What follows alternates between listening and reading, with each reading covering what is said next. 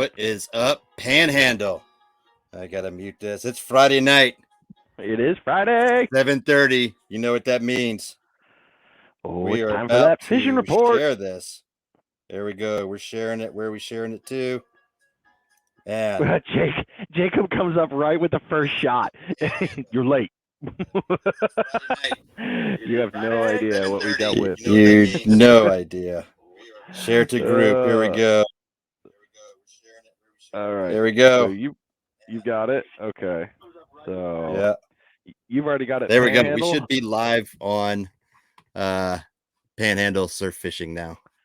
All right. I like it. We're getting there. You're slowly right. but surely. You're right, Jacob. We're late. Technical difficulties on our side. It is man, I don't know, man. I'm glad this makes you happy. I hope a lot of people enjoy it. That's why we do it. Isn't that all we could ever hope for? I don't know. I mean, I think something needs to be said about us starting a fishing report live cast in the middle of winter when it's tough. It's the perfect time. Fish. I guess. At least we work out all the bugs and the kinks, and that way, by the time the fishing gets really good, man, we'll be on our game. We will, and everything will be worked out, and then everybody will be like, "Your show sucks because why are you guys always on top of stuff? You're supposed to be all behind. I need the comedic value of this." Yeah. All right. Is anybody on the Panhandle site, Panhandle Surf Fishing? If so, hit us up. Let me know it's streaming there as well. Blaine, couldn't block you, Perdido. Blaine, never, buddy, never. Oh man! All right. Blaine's, so I think I got mine finally shared off to that one. I am good there. Yeah. I am fine there. And we're losing viewers. People are walking away. What the hell? We're walking away. Get back Come here. on back. Get back. All right. Well, they're just going to miss out on the fishing report. We got some good guests this week. We got our offshore captain, Captain Chris Florence, Say Wind Charters. We'll be bringing him on shortly.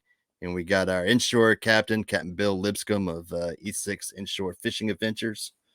We'll get him on for our inshore report, and then I'll be bringing you the surf fishing report, or lack thereof, or whatever. We'll make it up as we go. Yeah, it's guaranteed to be a good 30-minute, 40-minute, 50-minute. Hell, we'll be here when we're here. Y'all know that. It's usually an hour. I mean, who are we fooling? It is. But you know what? It's at least a good hour on a Friday because the fishing sucks. And, you're just kind of hanging out. What it is, Frank and Justin, good evening. Let's see here. We've got, so that's, what's that? Justin Reed Fishing, and Frank is Yankee. Oh, crap. Saltwater, I know there's more to it. Yankee Saltwater? Yep, I believe that is Yankee Saltwater Fishing, something like that. Y'all look small Cliff. on TV. Well, thank you. Slimming. That's why we do this. It is. Wide view. It is. That's why we keep it from the neck up. Anything That's lower, right. It gets weird. So, you guys that are joining in, if you could share this out, that'd be great. The more people that we get notified about our little fishing report here, the more viewership we can start gaining and traction we'll get, and get this thing growing. Like I said, it's a quick 30 minutes, maybe 45, maybe an hour, and we're talking about fishing. So that's always good on a Friday night. Yep. And as you all see, we always read your comments. We can see them as they come through our screen, and we happily interact with you all the time. It's always a good stuff. So stick around. It's likely to get weird and good all at the same time, I think. All at the same time. I want to bring all the feels. Yeah, I want to bring up something real quick before we get going. Did anybody see the world record bluegill? Are we about to have a share screen? That was caught. We're going to have a share screen because I had it pulled up a second ago. Let's see here. Bird of Prey posted it. This thing was caught out in Lake Havasu, Arizona. And there's fish there? I thought it was just boats and booze and all that and parties. Stuff. Mm-hmm. I was going to say something, but I forgot we're family friendly. Yeah, we got to be careful on what we're saying. You're all welcome. You can have that song in your head for the night. Here we go. Come on, I believe in you. You can do this. Here we go. I'm working it. I'm telling you, we need a engineer. I got Boom. small. Oh, There I'm we depressed. go. Let's see here. Brand. Oh, boom. There we go. And we'll hide that. There it is right there. Oh, you don't want to see that. I don't want to see that. I was half waiting for it to be one of those weird, just close the chat box. That's what I'm working on. There we What go. the heck, Boom. man? There we go. Dude, that is a serious fish. Isn't it? Look at that thing. 6.3. It looks deformed. Like it doesn't even look normal. Yeah, I mean the belly is just that thing's been eating. He stuffed it. He did. That's. I mean, I didn't. you were real- stationed in California, right? Yeah, I was out yeah. there. California has some big fish. Yeah, in the lakes. Bass. When I was out there, this was in early 2000s, and they were using like swim baits, yay big, that looked like trout. So about 10 to 12 inches long, about yay big around. I mean, things were huge. Looked like a real trout. Like they were hauling through there, and they were pulling up just huge bass, 10, 11, 12-pound bass coming up through there. Yeah. See, with California, and for all of you that ever might go out to California, they will tell you this: that fishing with corn is illegal. However, fishing with corn meal, which is known as masa, is not. And all the fish that are farm raised love corn. I mean, I'm not saying that I used something of that nature in several lakes, but some damn big fish will eat corn. You're welcome. Don't get caught. Yeah. California will love your money. Absolutely. So hopefully some folks got out and fished this week. I know it was tough for a couple of us to get out, but hopefully our viewers got out to see what it was like and how tough it was. So on the scroll, let's see here. Are we going to the scroll first? I lost my notes. Damn it. Scroll's last. You want to save that for last. Oh, that's right. My bad. Well, we'll get to the scroll, but from what I did see from the scroll while I was in between all the other fun stuff, not a ton of reports up and down the thing. It seemed the weather seemed to play a little bit of a factor. We do have some interesting with the water temperatures. There is some fluctuation. And as always, when it comes to this rain that we had last night, some could say salinity, but the new moon is starting. I believe we're or on the other side of it now, so we're going to start going into the big stuff. And I know I need to keep my glasses on. Jacob, Brian, all right with the Lost. I know they were coming. See, moon was up, coming up about 2:30 today, this afternoon. But man, it was almost 80 degrees outside today. It was stupid. It was stupid hot and humid. It's almost Christmas, and it is crazy. Cliff, I was fishing West Texas winds. Oh, that means you probably caught a pompano, because you could catch a pompano in a freshwater lake. The man is just unbelievable when it catches the pompano. Yeah, going on that. He probably did catch pompano out West Texas. There's a question from Jeremiah Kelly here. How much do you think moon phases play a part? Significant. So it's very much so. I'm gonna do a quick plug. If y'all haven't followed Brian's Finding Demo Surf Fishing podcast, you need to go check that out. Give him a like on Facebook. But today's interview he did with the Pompano professor addresses this very question. It was about a good 10-minute conversation on moon phases. Yeah. And I got a little schooling on that one for sure. Yeah, definitely. I think we all I gotta hide that. There we go. I think we all could agree full moon fishing, at least from the beach, is tough. If you're trying to do it during the daytime. Now, if you go out at night, you might have a little better success, but daytime full moon fishing can be rough. And Blake brought it up in one of his seminars about with the full moon and pompano specifically, talking about that was around the time for spawning. So it was a really opportune time to get out there and get after it. During the day, like you said, the feeding time, at nighttime it seems to get there. They're eating all night, so you're having that harder day or a harder fight throughout the day, and that just sucks. I mean, that's a rough one there. So you can kind of jump into the what is it? Oh, words. Oh my gosh, I can't even put my sentences together tonight. It seems like, if you're in the early morning bite, which we normally feel is really good, you're not exactly on that because you're already past the dip. So you kind of the other side of that one. Ooh, Exactly. Frank, good question. Go ahead, Mike. What you got on that? Frank, why does it seem like it's been months since the high tide, a daytime high tide? Yeah, that's just the tide. So here on the Gulf, we our we're handicapped, I think, by our tides, because we only get like one, maybe two a day. We'll get two solid, but what I mean by one or two a day is, uh, it's going to go through its period of low tides here, and it'll be low tide throughout the day for probably about a week and a half, almost 2 weeks, and then it takes that long for that fluctuation to start changing, and then we'll start getting the high tides again. Um, and it's right. Justin answered it on off the line. He said fall and wintertime high tide is late in the day, and typically is, um, just on how the moon phase is and that pull that we get. I'd much rather fish a. Not that I think tide personally. I don't think the tide plays that big a part surf fishing on the Gulf. Um, I look for more structure and stuff like that. But if I were to go out and actually target a tide, I think I would look for a incoming or on the upper half or the beginning of an outgoing tide. Um, if I had to target a tide. Now it's a bigger difference when you're talking inshore stuff, and that may be a good question that we ask Captain Bill when he comes on. But tides on the inshore um, is gonna affect you big time. Especially when you're trying to hit the grass flats or you're trying to hit canals and things like that. Your tide is going to handicap you big time there. And I think too, like we talked about last week, and I've mentioned it with Justin numerous times, the magic hour that him and I like to fish this time of year in the winter, more into the 3 o'clock to 5 o'clock range. You're hitting that sunset bite. They seem to get more active for the nighttime run.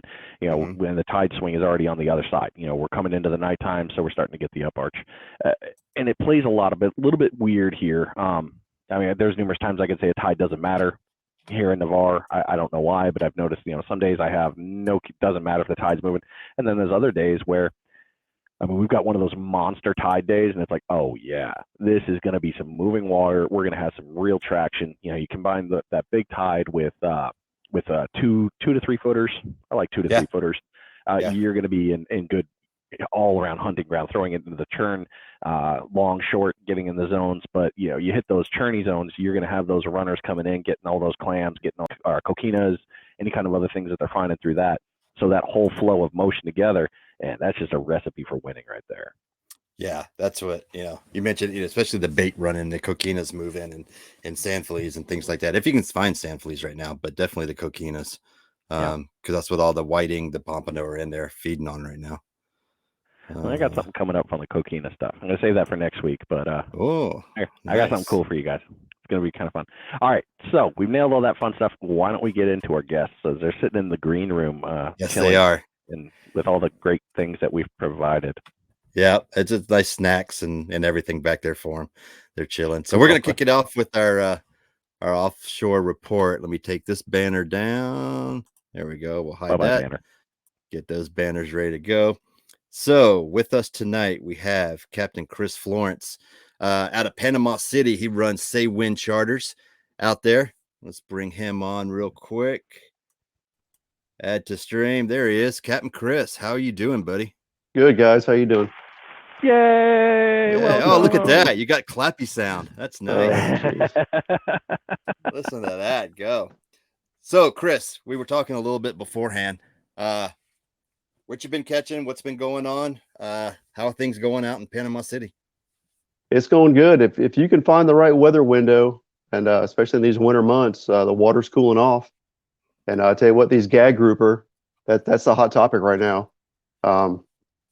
If you can just find that weather window, and if you can get some good solid, fresh live bait, cigar minnows, pinfish, and grunts, the gags are here. The water's cold. They're getting ready to spawn. The season closes January 1st for 6 months.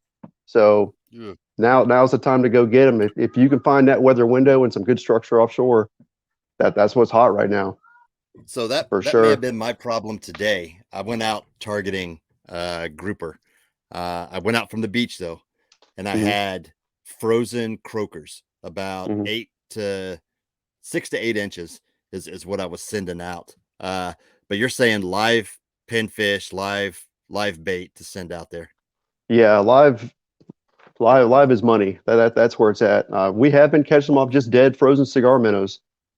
This time of year, the grouper, they let their guard down. They know they're getting ready to spawn, so they're feeding, and they're not as picky as they are in the summertime. Bait presentation for a grouper is everything. Really? Summertime, you will catch them, but this time of year, they let their guard down and they're feeding. They know they're going to be spawning and they're burning a lot of energy, so they're feeding. So they're not being real picky. But live bait is key. But we are catching them on just dead frozen, cigar minnows. Yeah. Yeah. I'll have to try. Or big bonita bait. strips. Yeah. Are you fending off other fish? Do you have many bycatch if you're targeting grouper? Yeah, you really got to weed through the red snapper to get to the grouper. So I'd probably say for every bad. I don't know why that's bad. Oh my gosh, it's crazy. So just last weekend we caught 30 red snapper before we caught our first grouper. Damn. And I told my clients that. I mean, they were having a blast. They were the poles were bending for 3 hours nonstop, but we ended up bringing 2 legal gags home that day. But you have to weed through the red snapper. They're just as aggressive as the grouper are right now, and it's nonstop. Yeah, it is crazy. Nice ones too. I'm talking 25 to 30 inch red snapper, and you got to let him go. And my clients are just like, oh my gosh, come back in June, boys. That's all I can tell you. Come back this summer, and of course those big fish won't be there, and you'll be back to the smaller ones. Oh yeah, that's the way it is. You think you got red snapper on lockdown all winter, then once it opens back up, they're nowhere to be found. So exactly. That's why Justin's comment makes the best one of those are endangered. You lie. Yeah. Oh, you guys can't catch those. Have you not been seeing everything has been happening out there? Yeah, guaranteed every trip is 30 to 40 red snapper in a 3 hour span. That's crazy. Nonstop. How far offshore are you running? So right now I'm just fishing state water. So I'm inside 8 miles, inside of 9 miles. I do run anywhere between 15 and 20 miles east or southeast or west or southwest of the pass in Panama City. Got to get away from that pass. It's just, it's not overfished, but it's better fishing out west or down toward Mexico Beach. So maybe you can shed some light on this. So I follow a couple different Facebook groups and stuff, and there's this common fishing area out in Panama City that everybody refers to. They catch they catch all their fish at the whistle buoy. That you must be talking about the whistle buoy. Yeah. What is the whistle buoy? Is this the whistle buoy real, or is it no? It is real, but everyone says the whistle buoy because everyone knows about it. The head pin for St. Andrews Navigational Pass is the whistle buoy. It's 3 miles offshore, and that is the head pin to St. Andrews. Gotcha. St. Andrews, the channel, navigation channel. Gotcha. Yeah, that's funny. Yeah, everybody, whenever you see somebody post a big catch or something like that, it's like, hey, where'd you get it? Oh, I caught it at the whistle buoy. Must be at the whistle buoy. It's always the whistle buoy. Ain't no one going to give away their spots. Nah. Jeremiah had a great question. Where do you put grouper on the taste scale compared to other fish? Oh, grouper is absolutely one of the best table fare. I like them better than red snapper. They're great. Any way you cook it, they're excellent eating fish. It's not a real. Pompano? You know what? I have not had pompano. I will be there. Yeah, I'm going to come see you, Smitty, and we're going to go pompano fishing because I don't do any inshore stuff. I don't do any beach. And I follow your page and I see all these pompano you're catching. I hear they're fantastic. But it's grouper's amazing. Grouper's amazing. Yeah. Yeah, grouper is pretty good. That's why my other buddy I've gone out with and gone offshore with and got on them. And man, there's nothing like bringing home and cooking up your own grouper sandwich, or all the different recipes you could do with it. It's so versatile. But man, it's a good eating fish. I like it over red snapper. I mean, absolutely. Wow. Absolutely. Red snapper is not even we love to catch them. They're fun, but it is not my go-to. I'd eat a mangrove snapper or a vermilion snapper over a red snapper any day. Yeah. Absolutely. Mangoes are good though. They are. It's a lot sweeter meat.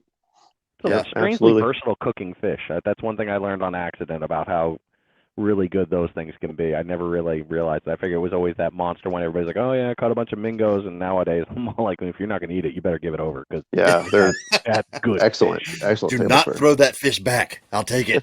Well, it's got to be legal, but then yeah, I take it back. Awesome. Well, great Yeah. report, Captain. Cliff asked a question. Go ahead. Would this one fall under for you, Chris? What do you know about sheep's head fishing? This is something I really want to catch.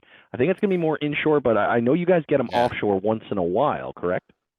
I have personally never caught them offshore, but I do know that they're fishing for them right now at the jetties. So any kind of structure, I'm sure your inshore guy will have a lot better explanation than I can give you because I just don't fish for them. I don't have the boat for it.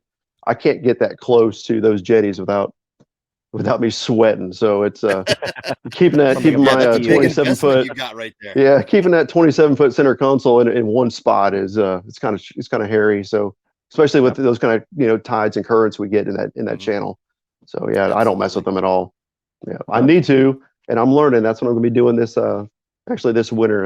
I'm going to be doing nothing but learning my inshore stuff. So I'm trying to broaden my horizons. There you go. Yeah. Over there in Panama City, you need to get with Captain Justin over there. Yep, we've already talked about it. Matter of fact, we got some stuff lined up. So nice. Good friend of mine. Yep. Good dude for sure. Well, Chris, thanks for the report. Thanks for joining us. If folks want to book a charter with you, how do they get in touch with you? The best place to find me is either Facebook or Google. You can Facebook, Say When Charters, Panama City, or you can even Google the name and it'll pop up. And there's links right to my fishing booker page. So awesome. Great report, man. Appreciate you joining us. Thanks for the contribution. And thanks, Chris. We'll catch you later, man. Thanks, guys. Thanks for having me. Have a good night. See ya. Hey, Mike, I guess we need to go to Panama City. I know, man. I mean, that's, I'll say Panama City was great over there when I was stationed at Tyndall.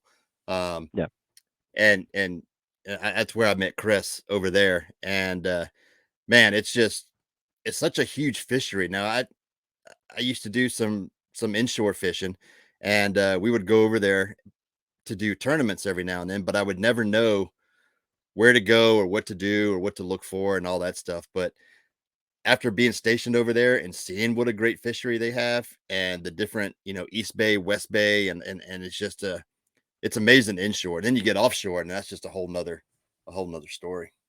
Screw it. I quit my job. Let's go. Let's do it. Yeah. I'm going to tell my boss to shove it. There you go. I'm going to go look in the mirror. Wait a minute, aren't you self-employed? So yeah, something like that. My boss is a jerk.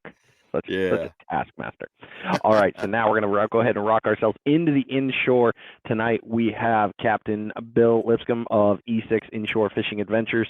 You can find him in several different places. One on his webpage is e6ifa.net. That's E as in Echo, 6, the number. I as in India, F as in Fox, A as in Alpha.net.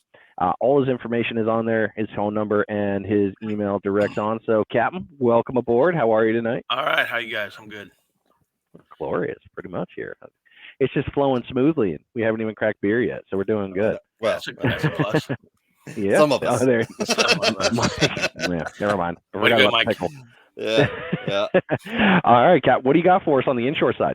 Well, the hot bite has been any bridge around here, 3 Mile, Garcon Point, Bob Sykes, Brooks Bridge, Destin Bridge, if you can handle the tide. Sheephead bite's been good there. White trout, caught a lot of white trout at 3 Mile.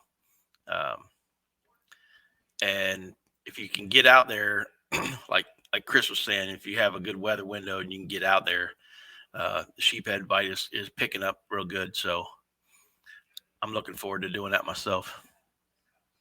Nice. All right. So I'm going to back up a little bit here. And Jacob, you said yet. Don't give me the chance. Cliff Gardner made a really, and there it is right here. This is the sheephead guy. Yes. Cliff has been one of the few super fishers that I have known. We went sheephead fishing together and we both skunked because we're both learning it. But he's been really driving it hard. Any knowledge you can give us on some sheephead there? Small hooks. You got to use small hooks. Fish around a structure. a lot of the guys will get out of their boats, tie up to the pilings, get off their boats, and then take their paddle and scratch the side of the piling and get some of them barnacles flowing down, and that triggers them to come on up and see what's going on. And you can drop a crab down there and fiddler crabs, and they'll tear it up. So fiddler's kind of the preferred bait. Yeah, they like oysters, but they're kind of hard to keep on a hook. But this guy in Mossy, I think it's in Mossy Head, he has a system where it's like you put him in like a little nylon net, and then that they catch him like that. I can't remember the guy's name, but I seen it on the YouTube that he was using that over there, and it was working pretty good using oysters. But fiddler crabs and shrimp, as long as you can hide the hook, you're good. So the smaller hook side, find out how it plays, and then with the currents have been pretty good at Bob Sykes 3 Mile. I get to drive over 3 Mile, and I get to see the trail of the current going by there for quite a ways there. With the other bridges, any other recommendations on for structure pieces on how to get near them, or anything like that? Sticking around, getting out a little bit, anything of that nature? Well, I just use my spot lock on my trolling motor. I just ease up there, sure, and then I'll get up there and I'll put the spot lock down and go from there. But spot lock doesn't really work too well under 3 Mile. For some reason, it loses signal and wants to drive me into the piling. So we have to stick the nose out, whether it's incoming or outgoing tide. We got to set on one side or the other and stick the nose out so it has a good signal. It's the Skanska Dome of Doom. Hopefully, I'll be getting a new trolling motor soon. I won't have to worry about it. There you go. But somebody had mentioned about how important tides are. Mm-hmm. Tides inshore are huge. Ingoing, outgoing, it doesn't really matter. Some of the older generation will tell you want to fish an outgoing tide. I'm a firm believer that as long as the water's moving, doesn't really matter. The sucky part is we're in a vacuum here in Navarre where the tide doesn't slosh back and forth. It kind of compresses like an accordion. But once it's moving, you have a little bit of movement in either direction. So if it's moving, you're good. But if it's not moving, you're probably not going to catch a whole lot until it starts moving. That's a good point, Bill, because a lot of people, and I'm sure everybody here is in the Navarre, Panama City, Pensacola area, but here in Navarre, we have either the Destin Pass or the Pensacola Pass. Yeah. So when your tide's moving like that, I never thought about that, but you're right. We're just we're in a vacuum almost. Exactly. We're getting screwed, man. That's what's happening. Yeah. We need our own pass. Dang it. We need our own pass. Damn it. Let's do that. Somebody should bring that up. We used to have one, apparently. If you ask the local Navarre people, they said there was one right by the bridge that used to be there, but it got washed out. In the 50s or 60s, they built it. And then right after they opened it, they had a hurricane came through and closed it up. They didn't try to reopen it. So nature said, no, I ain't having that. If you go back and look, they opened it. As soon as they opened it, the hurricane came through, but they took so long to build it that their permits and everything to dredge it and get everything done had expired, and no one wanted to go back and redo it. And by that time, they weren't going to approve it this go around or that go around. Gotcha. So it never got redone. And by that time, the Air Force had the land and everything else, and they just weren't going to. Yeah, it's crazy when you look at the history of that thing. It would be awesome, I think. I'm no biologist though, but I know it would be awesome for the fishery. I think it would be too. You're going to have a lot of fresher water coming in. You got a place for it to clean out, more bait. Just different. You have bigger species coming in that typically you don't really see too often. A couple weeks ago, I took a charter out and the guy caught a 17-inch pompano in the bay. Yeah, which is kind of rare. Nice. A few years ago, my son had caught a 22-inch cobia in the bay. So you never know what you're going to catch, but wow, yeah, they're here. That would be awesome. And he caught it on artificial. Wow. Wow. Okay. Yeah. We had an earlier question. Have you ever lost a red drum to a bad net man? I bet you can guess who came up with that one. Yeah, I have. along with a lure. I'm gonna call him out, Frank. Oh, you didn't throw in the lure part, Frank. Yeah. Oh, Yeah. Yeah. That I is think I heard awesome. about that. He said, I don't know what I'm doing with this net. I said, well, it's about time you start learning. Yeah. So Yeah, I quick- think we hit go on ahead. sheephead, because that's what everybody was looking and asking about this time of year. But what about redfish right now? You're going to have to go up in the river. Are you? Fish up toward Milton, Mhm. up at Choctawhatchee River, anywhere where you can get kind of a mile in from that mouth of the river. That's probably where they're going to be. They get up there in them deep holes in the river and they kind of hang out until water temperatures to their liking, and then they settle out. So Gotcha. that's where they need to be, or where they're going to be. And I'll be hitting that soon. Nice. So I drive through Milton almost every day when I'm going up that way. You cross into the town, you got the trestles off to the, I guess that's the south piece there. Yeah. So in that zone with that landing, because I think there's a boat launch right there. You're saying east, west? What are you recommending there? Head I towards the launch at Marquis Basin, Oh, okay. and that way, because you're kind of protected in there as far as wind and whatever, it makes it easier to get on and off the trailer. And just go find you a deep hole. Anywhere where there's an intersection in that river is going to be a deep hole. Gotcha. Makes sense with the current dragging it out. I'm talking 30 foot. Wow. Oh, wow. Yeah. I wouldn't have expected But that. you run over it with your bottom machine and you're like, oh my God, there's tons of them here. So, all right. Frank said you need to tie better knot. I'll let you deal with him. yeah, okay. I got something for Frank. There you go. Ooh. See, that's what I love about this, and fishermen and just in general is it's all good nature ribbing. Yeah. Absolutely. Yeah. And Frank, I had heard about Frank's trip with you, and he just really talked a lot about how awesome it was fishing with you, especially in the tournament.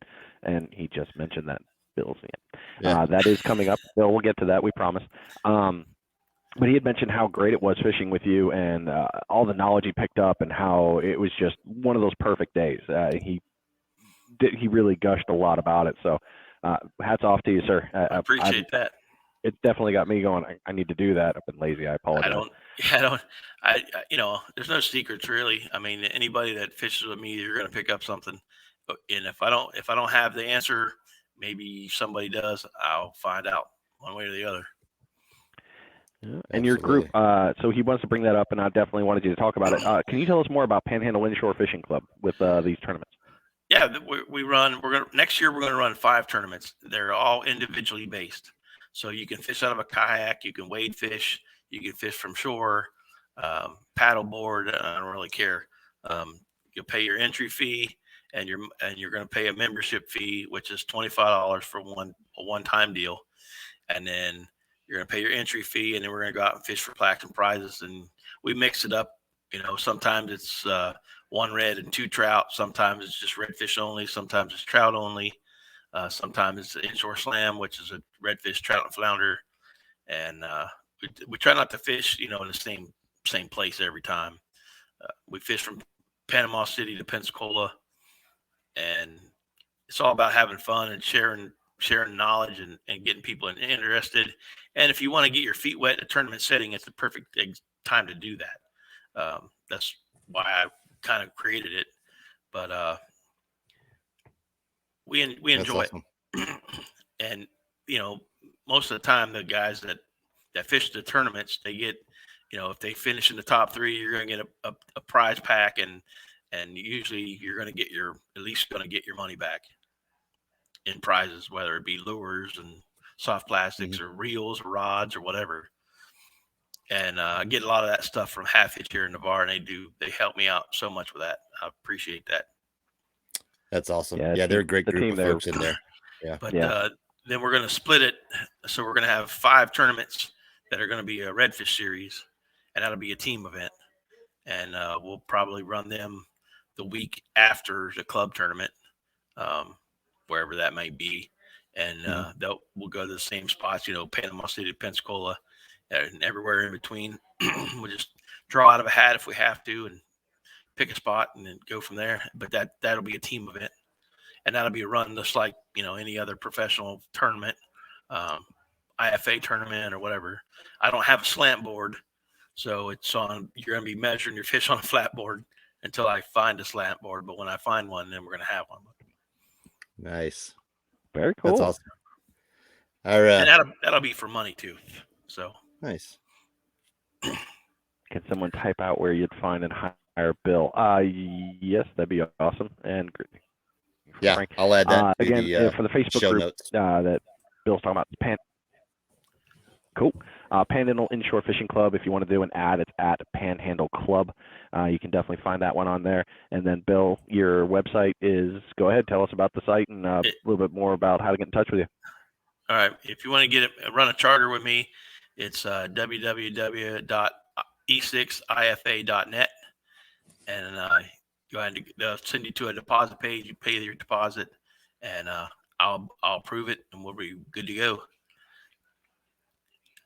Awesome. I think I just put the link in here. Let's see if it works. www.e6ifa.net. Yep. Boom. There it is. There we go. Yep. So it's there in the comments if you guys want to go check out Bill's page and book a trip inshore with him. There's his website in the comments there. Cool. Well, thanks, Cap. Appreciate you. All right, man. Great report. All right. Thank you. Yep. Thanks, Bill. All right. We'll see you. Okay. That was awesome. Awesome report. Why is this episode working? 2 awesome reports. That was great. It's going too good. I'm gonna have to do what Jacob wanted me to. I'm gonna have to derail this thing soon. Yeah. Well, it's all good, man. We can gotta Ricky Bobby it. Ricky Bobby it. There you go. That's a good one. Man. So things are rolling. Right. So we've had some spotty weather this week. Let's see what we can expect. I'm gonna bring up let's see, add the stream. There we go. Weather coming up. Let's check this out. Let's see what next week's weather is looking like. Tomorrow looks crappy. We got 80% chance of rains tomorrow. Southwest winds at 15. Make it tough fishing from the beach, but sporty nonetheless. Yep. Look at these temperatures though. It's in the 70s for the next couple. For the next till Christmas Eve. And the worst part is, those temperatures are going to increase. Increase. Oh, boy. Increase. It's also going to be humid, so it's going to be sticky, which makes it, typical Florida happiness right there. Yeah. Justin does like it hot. He likes the warm weather. Oh. Yeah, I'd much rather have it like this than be layered up out there on the beach right now. I'll tell you that. Really? Yeah, I like the warmer weather. Although I will throw on the waders and the flannel and the fleeces and get out there and fish this winter because that's just what we do. Yeah, I get that one completely. I'm a fan. You know me, man. I don't. My medium extra husky self. I don't mind the cold days. Give me the blue flannel, and I'm a happy man right out there. I can live with that cold. Yeah, it's comfortable. Yeah. Oh shoot! Somebody should have said something. Let's see here. I gotta hide that. There we go. Yeah, I'm telling you, you need to hire an engineer. You do. Hey, it's rolling. Yes, Cliff. Medium extra husky. Yes. Medium extra husky. That's funny. Come with warm hugs. All right, let's see if I can get myself in trouble here. All right, I'm going to do something a little bit crazy here. Jeremiah, when can we expect a pompano bite to shut down? Can we get it to even fire up first, my dear friend? The run has still not happened, and I really am starting to get concerned. Part of me is almost worried that it happened and we didn't see it. But on the same one, I keep going back to reality that I don't think that's a possibility. A great question that was brought to me in a phone call. I'll talk to him, see if he's okay with this one, but he was bringing up a great question about pompano, and somebody else brought it up on a run discussing it, where do pompano run the beach and they stay in the local zones, or do they run out to sea? And it's been really bugging me for the last couple of weeks here, ever since he talked about it, was the idea of, do pompano just swim, rock it out, do their thing, go out a little bit, get in the inshore?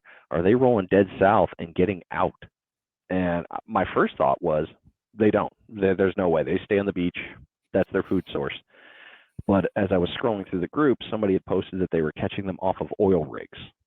So that kind of twisted my brain a little there. So I'd like to hear what do you think? You think they run off? You think they run parallel? What do you got?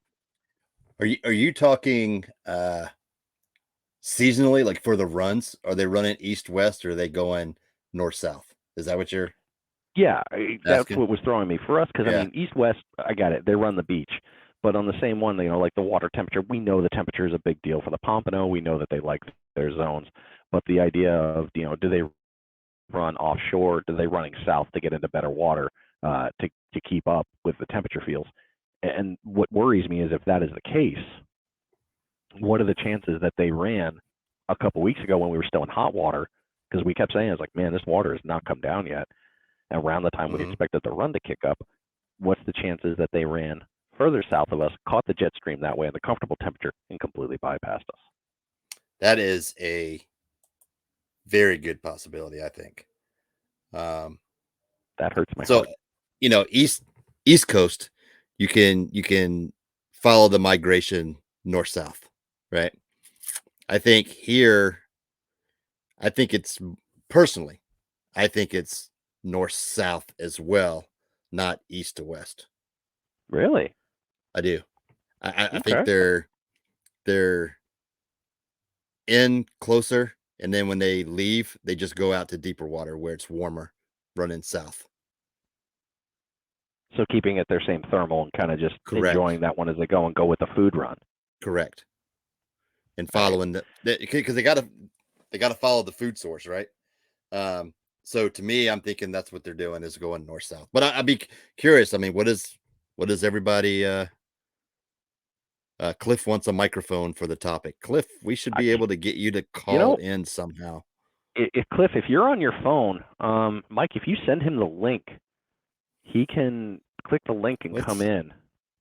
Cliff, you down for that? I'll send you the link. Yeah. Jacob, good news. I am going to eat that catfish. Justin and I went fishing this week. I did catch 3 cats. However, caveat, 12 inches was the game. I haven't caught a 12-incher, so the 11.5 didn't count. So there. Cliff's down.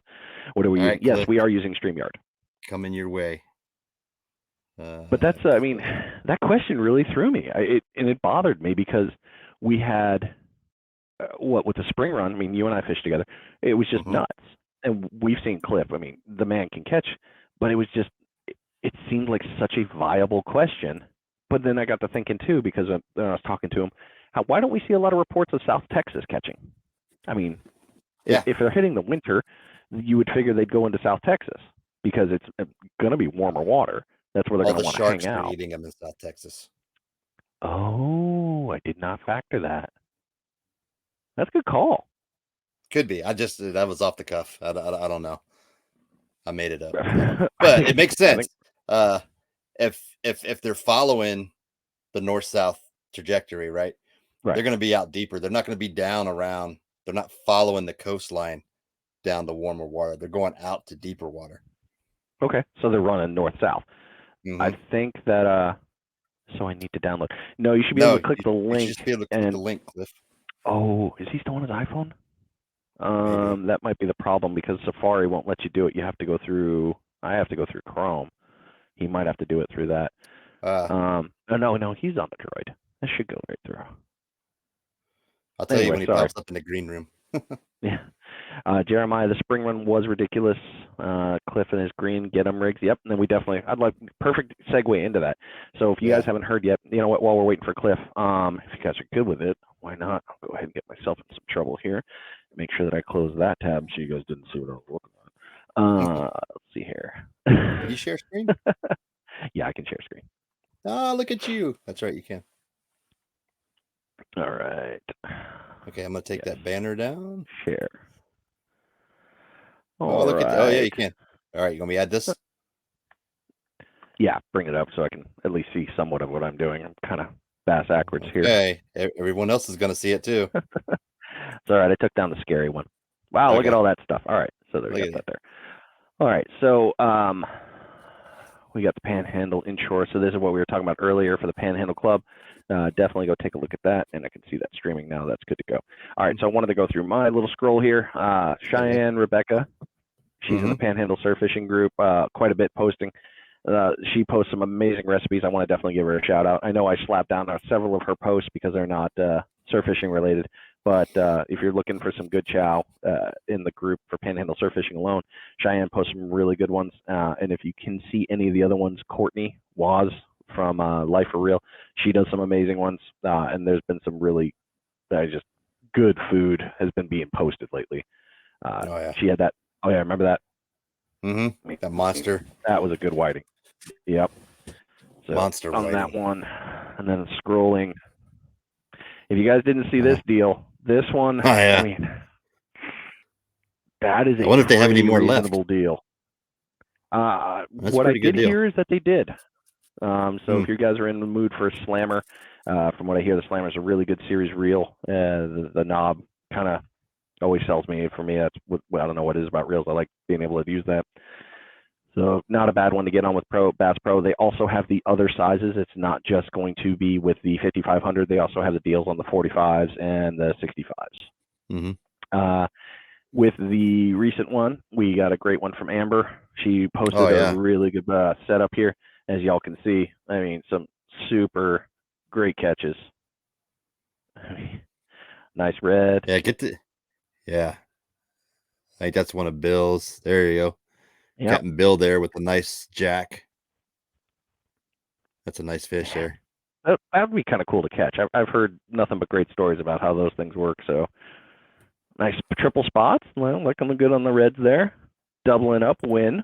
Good job. Nice there. And was this the one he was talking about, the inshore? I can't remember. I remember hearing about this one. Nice pomp on the inshore go. He had a double up there. That's 3 Mile. You can see there in the old Skanska's Doom zone. Yeah. Monster red. So lots of really good fish there. And if you guys want, definitely take a look at Amber's report off of Half Hitch Navarre. She's got a lot of good stuff that's coming on with that one. Live minnows. But with the other one that really caught my attention is, we talked about it last week, the Flounder. Back in the game. Yeah. Pierre's been bringing them in there. Pierre is bringing up fish, and then hitting those jetty areas is just Flounder is they're slow. I mean, they're not going to be aggressive fish, but man, you can get some nice ones up this time of year. Yep. I did scroll the old Salt Strong community, saw a bunch of recent catches, which I'm still trying to figure out what happened here with the skunk. And apparently a voodoo does catch everything. Oh, look at that. Is that a pinfish? What was that? Oh, what is that? Some sort of perch, white perch or something? That looks like a perch. Can't see. I didn't really read the description on that one, but a lot of different people were posting some good ones, some really good trouts. But then again, this is all throughout Florida, North Carolina. So, but it was fun to see a lot of these ones. And with that also, there have been a lot of great products that are popping up throughout the time frames right now for the Christmas holiday season. Lots of good deals out there with the fishing ones. Also in our small communities, we've got plenty of rigs that are going. I think I've seen everything. Redfin Fishing's got some stuff. The Sinker guys got quite a few going. Frisky, which I got to deliver that rod today. I don't know if you saw that post. That was fun. I did. All right, we got Cliff just popped up in the green room. Let's get him on here real quick. Sweet. All right, Cliff, you're going live. You get to see Cliff's face. Oh my God, it's Cliff. What's going on, buddy? How are y'all? Good, Doing buddy. well. Good to see you. I'm trying to get my mic to get a little bit louder, but it's okay. So I don't think the Pompano runs happened yet. Still think? Are you saying that because you're not here, or are you saying that because you just don't think it's happened yet? No, I don't think it's happened yet. I think we've had warmer water in general for this year. I'm here in West Texas, and we're in December. We're usually in the 30s and 40s the whole time in December, and we're today it was 85 degrees. So with Florida, things changing. I really, really think that when I come home on the 20th, it's going to be happening. I really think it's so. on, huh? I mean, if the run happens because you get home, granted, I'll be happy, but I'm also going to be really mad because that means you can't go back to Texas. You have to stay here. You have to stay back here. Well, I can't. I mean, my job makes me leave states. That is true. Yeah, it's terrible. I don't like it either. It's terrible. Well, it's good that we have you on too, because like we were talking about earlier, I didn't have the link up in time. I'm sorry. Cliff's got a new brand of rigs out. You guys are gonna get to see them here coming up soon, if I'm not mistaken. Right? They're coming up on the site. They're gonna be available. When I get to the house on the 20th, they're gonna be available on the 22nd. Okay. And that's all right. Do y'all know the name of them? Is it the Green Get-'em rigs? Get-'ems? Yes, sir. Green Get-'em so rig. It's my particular Get-'em. rig that I use with what I consider think I think it's the best rig out there. And not to tell anybody that any other rigs are bad. I just think my rigs are this is getting good. Wonderful. Yeah. Wonderful. Wonderful. Well, the proof's in the pudding, right? I mean, no, I got you. The nickname Pump Slayer, you know what I mean? I mean, it's just, and that's all you use is your rig. So, I mean, that's it. That's a testament right there. I've used them. Rigs. Yeah. I'll use my morticians. Mm-hmm. I got to ask you guys a question. Who sells mortician rigs with the what do you call the snoots? What is the weird word coming off your morticians for your lines? The snoot. The snoot. The snoots. I hate that word. That's my worst word ever. I hate the word snood. Chip was selling snoots with on them when he was selling the morticians. Yes. I think he was the only one selling them. I'd have to relook. Right. But I really think the Pompano run hasn't hit, and I don't think it's going to hit for. I really think 2 weeks, maybe 3 weeks, and I think then it's going to develop into more because I'm looking at everything coming off the East Coast. So they're having a good time coming off the East Coast, and they're coming down, and all the guys that I follow in I think it's Surfish in Florida or the group that Joel and Noel have. Yeah, Surfish in Florida. So I follow that, and if they're having great success right now, they shouldn't be having great success right now. That their success should be very, very minimal. So as soon as they're not having great success, then we're going to have great success here because that's when the migration hits. That's what I think. So take it with a grain of salt, but that's what I think. I never thought about that from down there, though. Because where are they going? Are they going east-west or north-south? Yeah, that's where I was really. That's what's really got me there. So when y'all said they're going to like the oil derricks and the rigs and stuff like that, and I think they are. Some of them will do crazy pompano things, but I really, really, really think that we're gonna have a really good season here at Christmas. I think this is gonna be our Christmas celebration. Because we didn't have anything like this. When I got. Let's see. When we did the Navarre Rodeo, it was terrible. Yeah. I mean, that was ridiculous. And then I haven't got to come home since then. So, and I look every day. Man, I am a follower of every page, of every fish caught, of everything. And I really, really, really look into this. And there has not been a lot of fish caught through, like, even through your jetties in Destin, through the piers or anything like that. So I really think we're gonna have a good time. And I don't think reports from many of the commercial guys are tearing them up right now either. No, I agree. Yeah. I'm friends. They're catching, but they're not getting large numbers. Right. And I watched the video of Larry Finch. I think it was either yesterday. It could have been today, but I get pretty busy. So yeah. But he was having a hard time catching them on the Gulf. If he's having a hard time, then everybody's gonna have a hard time. That's just saying. That's my thoughts. Fair. Hey Smitty. Yo, man. Oh, what's about that? Hang on. What happened here?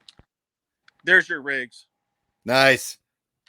So, we'll get up. So, all I'm we'll saying, meet up. So we went sheepshead fishing that day at Bob Sykes, and I put them in my truck, and I'm looking through my truck, and I'm like, why do I have these in my truck? And I was talking to Tom last night, and I was like, you know what? I got Smitty's rigs in my truck. Yeah, it's all good, man. These are the ones that I told you I was going to get you, but it's all good. But it's all good. You'll get them in time I'll get up for with Christmas. you when you get back here at Christmas time. We'll meet up. So when I get back for Christmas, I'm, you know what? And I ordered a rod. Well, I ordered 2 rods. I ordered one, and they'll be here for Christmas. But nice. I have a giveaway. Whoa! Really? Panhandle surf fishing. Oh, nice. Really? That's gonna go from a rod to my rigs, and I'll get up with Brian on that later. But it's a good rod. Nice. It's a good rod. Giveaways. You know Tom Cabrera, right? Yeah. Yep. All right. So Tom and I were talking last night. He goes, how can you get your name out there? I was like, well, I don't have no idea. I can, give some rigs away and stuff like that. And I told him, I said, I bought a couple of rods, and I bought 2 really, really, really, really nice rods. That's all I'm going to say. Nice. And I'm going to give one away on Panhandle surf fishing. This is the downside of being friends with you and being a part of Panhandle surf It's going to be nice. I can't win this. Yeah, I know, right? So when I get home, they should have arrived. Then I'm going to go buy demos because I know where he lives. I'm going to show him the rod. He's going to say, like, hey, you know what? This is a good idea, or it's a bad idea. So it's probably going to be a good idea. Well, let me know because I'm right around the corner from Demo. So I will come over and take a look at those. Be awesome. Yeah. I'll clean the garage. That's what I'm saying. But I really, really, honestly, with the 15 years that I've been fishing the Panhandle, Pompano aren't here yet. Yeah. So that's all I'm saying. That's a good point. We've been talking about it. So. You know what? And I'm so illiterate on this joining and all this kind of stuff. It took me like pushing buttons and doing this and doing that. I don't have a headset. I don't have a microphone. I don't have all my neat gizmo stuff. Yeah. But if I ask my 14-year-old son to do it, he'd just like, Dad, you're so silly. So, hey, that's why, like Jacob said, I'm going to be able to derail. So I just gave you a little bit of fluff time for you to get in there, get it figured out, man. You got That's right. And everybody in the comments were like, just hit the little thingy. I'm like, what little thingy? So I expect I want to be on a podcast here coming up when I get home. I'm gonna tie some rigs up and do some stuff like that. I'm gonna make some snoods. I actually have a new way of tying your hook to your snoods, which is a lot quicker, a lot more accessible. I mean, it's way quicker to put a live line to a hook, and it's way easier, and it'll take you about 15 to 20 seconds per hook. Nice. Okay. So if y'all want to know that, I'll let you know how to do that. So yeah, we'll also you're gonna need to do that one in a video for sure, but we'll definitely throw that in the podcast too because it'll be pretty neat. About. So all the I've been asking about sheepshead fishing, so I've got my 1.0 hooks and stuff like that, and then I've been looking at sheepshead fishing in Texas, and I went and got my 1.0 hooks or my number 1 hooks or my 1/0 hooks, live bait hooks, and I did this, and I was like, oh my gosh, this is the easiest way to tie a hook I've ever found out in my life. Nice. I was like, oh my god, and I'm pretty good at tying hooks, so just you are. So yeah, it's 8:36. Nice. If you haven't done a bait check, do it now. I have to almost be an hour. 5:30 in the morning to go to work. Well, go get your I love you sleep. guys. Y'all are there you awesome. go, man. So thanks, brother. I have got to get out of here. Appreciate you joining us. Y'all we'll see you when you come into town later, man. Thank you, Bye. sir. Oh man, always good to see his face. Yeah, it is. Something that was pulled up into the private chat that I didn't get. Oh yeah, Bill, the fluffy gotting recipes. I like to be warm. Okay, I'm okay with it. Flounder are in the sound. Flounders are in the sound flats on a baby mangrove. Yeah, good stuff going there. Yeah. All right, so we got Cliff. We got some stuff coming up with Cliff, which is going to be awesome on that one. Let's see here. I nailed my scroll. What do you got on your scroll? Anything else? Yeah. Oh, and you see we're Mark. It. Good evening, Mr. Burford. Yeah, we did see Mr. Burford join us. Appreciate some East Coast love. That's awesome. You guys. If you guys haven't heard of Mark, yeah, definitely go check out Mark's. Mark is Florida Surf Tackle. Makes over the bar rods. Great series of rods. Lots of stuff coming up with that one too. I'm not going to drop the bomb on that one because that's Mark's thing, and that'll be coming up soon. And he's got some more things coming there. Some great rods, though. Great rods. They are. And actually, after the show, I need to talk to you. I got a call that you and I need to figure out on that one. All right. So we got. Let's see here. So we got soon. The Mark's jumping in soon. Over the bar 10. Oh, damn it! Yeah, if you're gonna put it out there, does this mean I can talk about it, Mark? Because I mean, if I can say something, I will. I will make this the place I throw all the info out. I have zero problem with that. Now you guys know about it there, but since he posted it, I'll say it. Okay. He said yes. All right. So I was fortunate enough to be able to test the new series of the OTB 10. And I've got to say, I absolutely love this rod. It is unfortunately not in my possession right now. It is over in Perdido. That is not a derail. That is not a derail. That is not a derail. That is straight on topic. The rod itself is not my possession. It is currently being held by Mr. Perdido Blaine. He has been using it, and it's going to be coming back here to me, which I will be giving it to Smitty. He's the next one in that mixture. We're also going to be throwing it out. I got a couple guys for the pier to throw it on, but the rod itself has been very impressive to me. I've taken it to the surf where I have thrown up to 4 ounces. I've even thrown as low as a half an ounce, and it has casted beautifully each time. The bite detection has been perfect. I've been extremely impressed with this. There's one thing that's going to change on the rod. Mike already knows about it. So the overall length is going to stay the same. It's just a ergonomics change. But it's a phenomenal rod, and I really did not expect that out of a 10-footer. And I think you all will really like it. It's worked great for fixed set rigs, and it's also worked great pretty much on every lure that I used. I think, Mike, what were we throwing? 2-ounce spoons when we were tracking blues there? Yeah. When we were going for bluefish, 2-ounce spoon. Yeah. So I threw a couple of 2-ounce spoons with mine, and it was on a Conflict 2 non-long cast 5,000. And drag fully tightened down. I was throwing it just playing around. I wasn't really even trying to fish with it. And my PB bluefish 19-incher jumped on and hit. And that rod felt amazing to fight that bluefish. So there will be a blog post coming. There will be a written review coming. But for the short of it, phenomenal rod.